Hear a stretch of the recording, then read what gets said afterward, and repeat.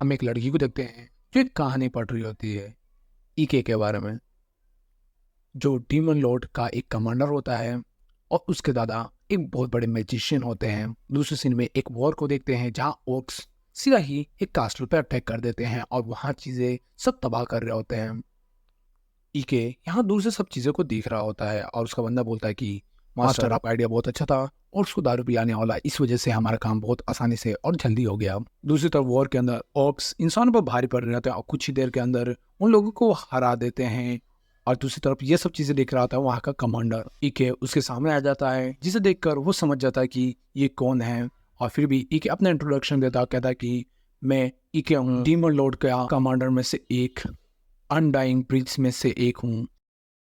और मैं यहाँ पे तुम्हें कुल 3 ऑप्शन दे रहा हूँ। पहले तो तुम खुद को सरेंडर कर दो मुझे, दूसरा या तो तुम एक योद्धा की मौत खुद ही मर जाओ, या तीसरा जब तक मैं बाहर जाकर देखता हूँ कि क्या हो रहा है उतने देर में तुम भाग जाओ। यहाँ वो बस सारी बात को रिफ्यूज करके सीधा ही उस पर अटैक कर देता है और यहाँ ईके अपने एक ही मैजिक अटैक में उसको वहां से उड़ा देता है और खत्म कर देता है। उसी वक्त उसका एक बंदा अंदर आता है, पूछता है कि मास्टर आप सेफ तो हो, और बोलता है कि देखो सबसे पहले इसके घाव को ठीक करो ताकि इसके बाकी सोल्जर्स हार मान सके। ईके को यहाँ कोई देख रहा होता है और वो बोलती है लड़की एरेसनम जैसी बड़ी सिटी को एक ही हफ्ते के अंदर कैसे कंट्रोल में ले आया, सच में इस लड़के में दम तो है। सबसे पहले वो अपनी स्टिक की मदद से वे आसपास बैरियर मैजिक क्रिएट करता है और खिड़की के पास जाकर देखता है कि जंग खत्म हो चुकी है और इतनी तबाही हुई है।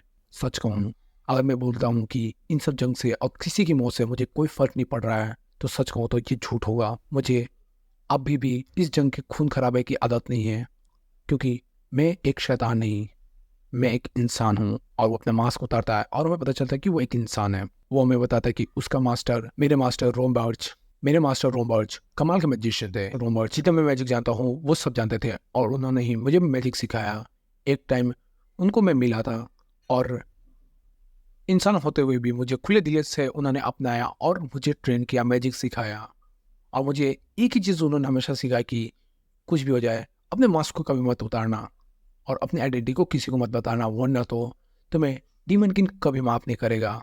और उस बात को वो अभी तक ये फॉलो कर रहा है। ठीक है, यहाँ बेरी मैजिक इसलिए लगाया होता है उसने ताकि कोई भी उसे बिना परमिशन आ और जा ना सके। और वो नोटिस करता है कि यहाँ नीचे कोई है और वहाँ एक लड़की होती है जो उसकी आइडेंटिटी को देख लेती है और उससे माफी मांग लेती है कि मुझे माफ कर दो, मैं मरना नहीं चाहती हूँ। बेहोश हो जाती है और ये सोच रहा होता है कि 20 सालों में कभी भी उसकी आइडेंटिटी किसी के बाहर नहीं आई और आज इस तरह आएगा उसने कभी सोचा नहीं था।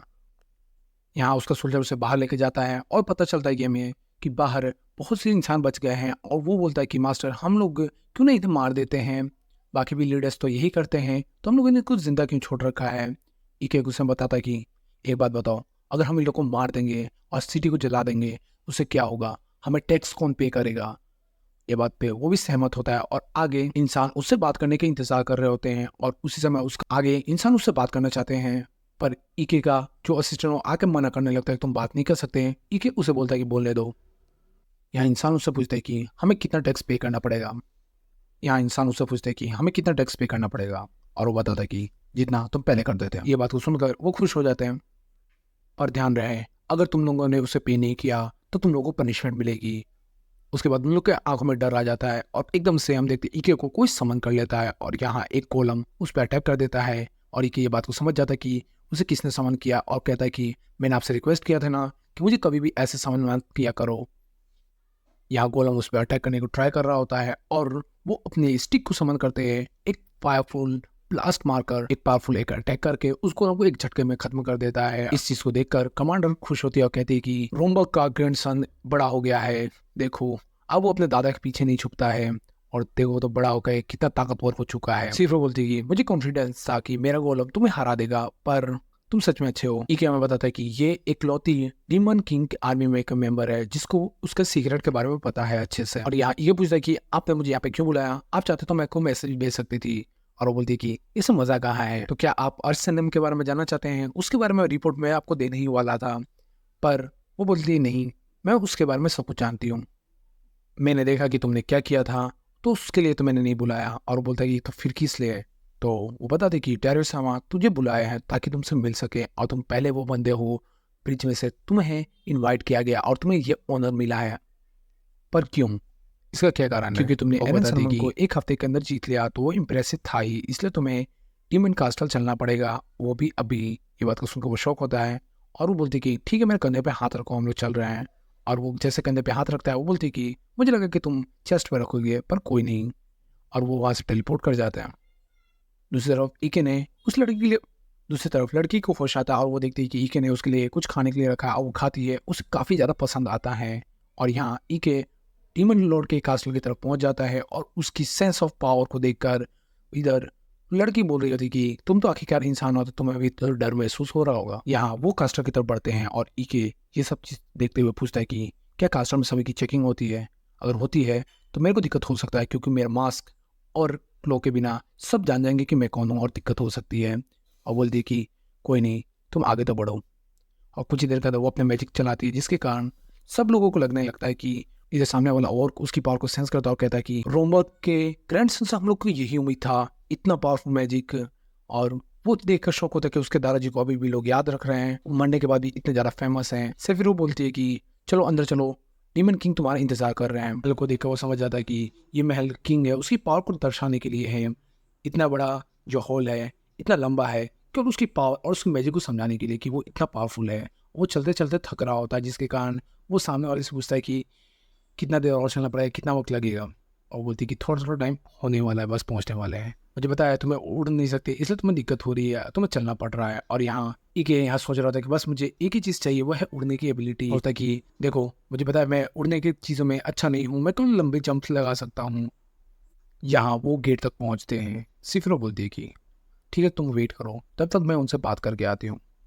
यहाँ सोचता है कि जो हमारे डीमन किंग है उन्होंने इंसानों के खिलाफ वॉर डिक्लेयर कर दी है और वो एक ताकतवर मर्द है। इस वजह से हमें इंसानों के खिलाफ अपर हैंड मिला है। हमने सुना है कि वो किसी को वैल्यूबल समझते हैं तो उनको संभाल कर रखते हैं, अगर कोई उनके उम्मीदों पर खड़ा ना उतरे तो बस उन्हें वो मार देते हैं निर्दयता से।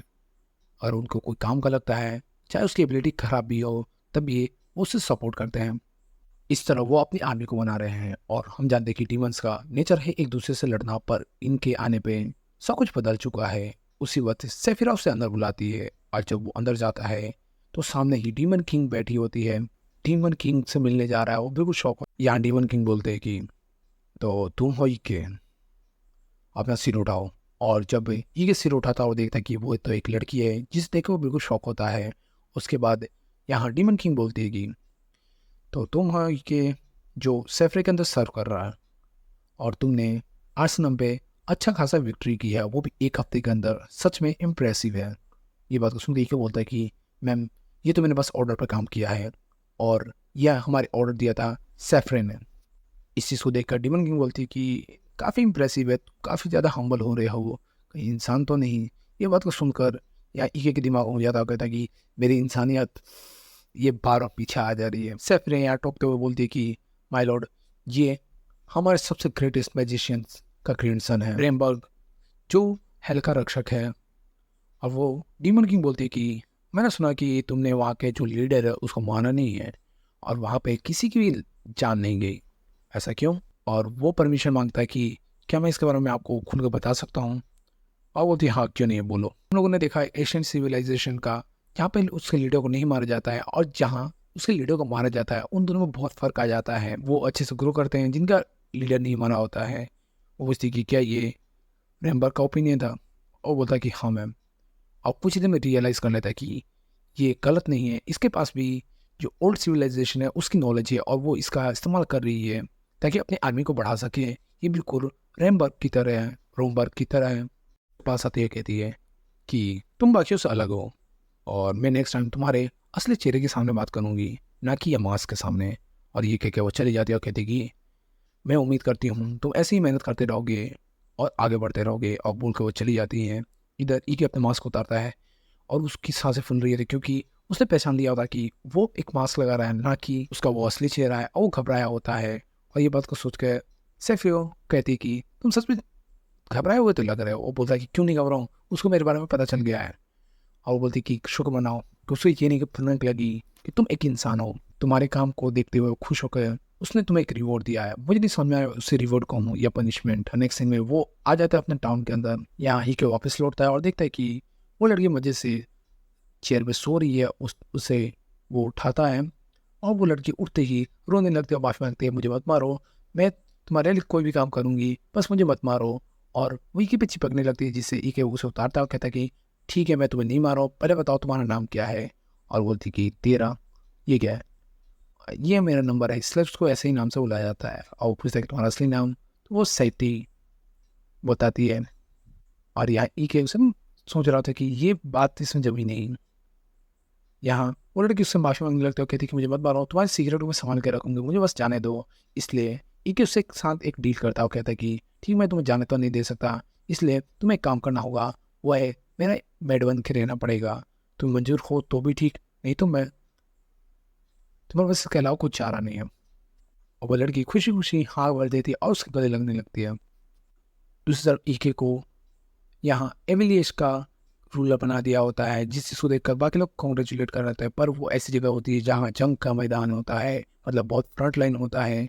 और यहाँ उसको एक और काम दिया होता है कि यहाँ से डबल टैक्स से जनरेट करना है वॉर के मिडिल में। और यहाँ पे लास्ट टाइम सिफ्रो आई थी, तो उसके बाद जो उसने चीज़ें तबाह की थी वो अभी तक वैसे ही होता है। के लास्ट में तय करता है कि वो यहाँ के वॉल्स को सबसे पहले ठीक करेगा। और वो अपने बंदे को बोलता है ठीक करने के लिए, तो वो बोलता है कि मुझे इसे ठीक करने में कम से कम 6 महीने लग जाएंगे। और ईके उसे उसे बोलता है कि मुझे नहीं पता, मुझे ये केवल 1 महीने में चाहिए। यहाँ फर्स्ट टाइम हो रहा होता है कि इंसान और डीमंस दोनों मिलकर काम कर रहे होते हैं वॉल्स को सही करने का। और ये सब चीज़ों को देखकर सबसे ज़्यादा उसका साथी इंप्रेस हुआ होता है और कह रहा होता है कि इन्होंने 24 घंटे सबको काम लगाया है, 8 घंटे की सबकी शिफ्ट है, इस तरह से 24 घंटे काम चल रहा है और बहुत अच्छे से काम हो भी रहा है। सच में ये कमाल के जीनियस हैं और होने वाले डीमन किंग भी है। ये देखता है कि एक बहुत से बड़े पत्थर को बाकी ऑर्क्स हटा नहीं पा रहे होते हैं, जिसके बाद वो खुद जाता है अपनी मैजिक की मदद से एक झटके के अंदर उसे धूल में मिट्टी में मिला देता है। और इस चीज़ को देखकर यहाँ उसका बंदा इंप्रेस हो जाता है और सोच लेता है कि इनका साथों में बिल्कुल भी नहीं छोड़ने वाला, क्योंकि मुझे पता है ये बहुत जीनियस है और आने वाले कल में ये डीमन किंग जरूर बनेंगे।